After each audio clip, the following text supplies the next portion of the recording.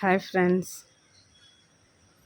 நம்ம கனகாமர செடி தாங்க வருஷம் பூரா அழகாக பூக்குது.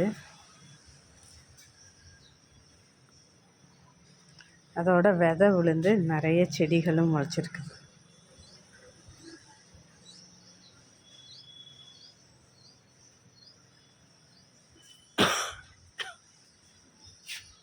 இங்கே பாருங்கள், எங்கெல்லாம் முளைச்சிருக்குன்னு.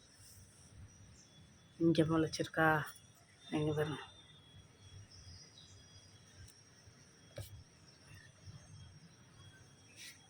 அப்புறம் இங்கே பாருங்கள், ஒரு தொட்டியில் ஃபுல்லாகவே அதோட விதையை போட்டு முளைக்க வச்சுருக்கேன். அவலாக கீரை செடியில் ஒன்று இருக்குது. அவ்வளோதான் நினைக்காதீங்க, இங்கே வருங்க, கருவேப்பிலை செடியிலையும் ஒன்று இருக்குது, பெருசாக இருக்குது.